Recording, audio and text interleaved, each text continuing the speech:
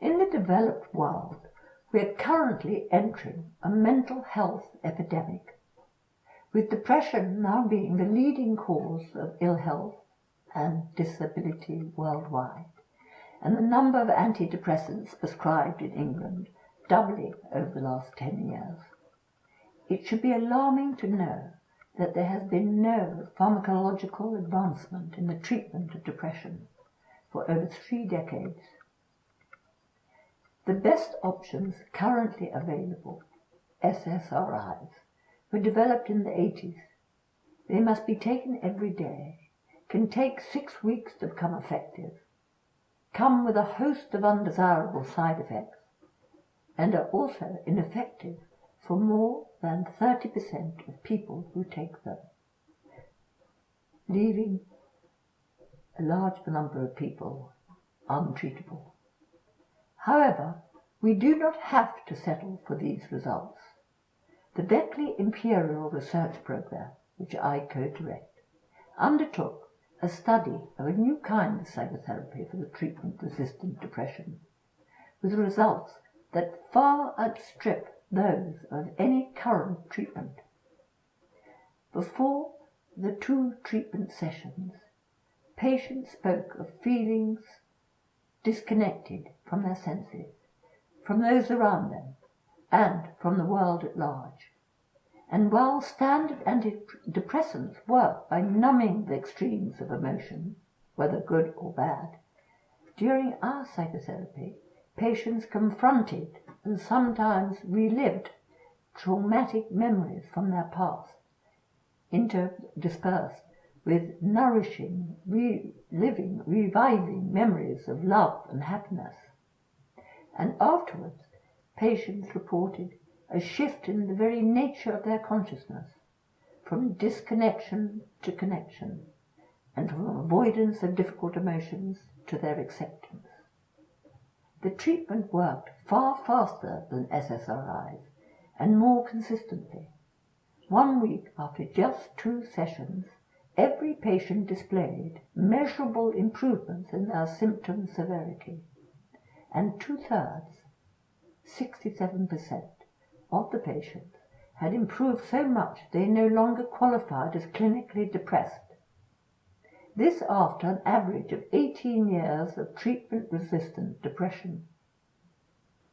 The results were robust. 3 months later, while symptoms began to increase for some patients, 42% remained in remission. This was the first ever study of this new treatment. With more research, we can learn to optimize the size and longevity of this antidepressant effect. Undertaking such scientific research is costly and slow, but the research of the Beckley Foundation and other organizations like it is needlessly being made even slower by unnecessarily demanding red tape. This is because our new treatment, which has found rates of success far in excess of anything we can find in current psychiatry, depends on the administration of a dose of psilocybin, the main active ingredient in magic mushrooms. Aside from the Class A status of these mushrooms, which, by the way, have consistently been found to be the safest of all recreational drugs, legislation designates psilocybin as a Schedule I substance, supposedly more dangerous than cocaine or heroin, and with no medical advantage, and therefore subject to significantly more restrictive and therefore expensive regulations, even in legitimate research settings. Psilocybin and related psychedelics have demonstrated themselves to be extremely promising treatment for depression, anxiety, PTSD, OCD, addiction to tobacco and alcohol, as well as neurodegenerative disorders. It is because of the amazing promise these psychoactive compounds show that I've dedicated my life to advancing psychedelic research, to reforming the so widely destructive prohibitionist drug policies we live under today, and to developing these unfairly vilified psychoactive compounds into legitimate, widely acceptable medicines.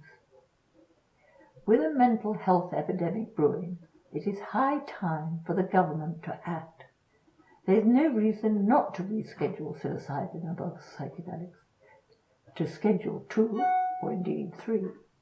This will permit accelerated research and clinical trials, allowing us to develop effective medicines and treatments for those suffering from depression and similar conditions. It will cost nothing for the government. Let us reschedule the psychedelics now and undertake the research necessary to make them regulated substances that can be made available in clinics to greatly reduce the suffering of unfortunate patients. Let's put compassion above political expediency. Thank you.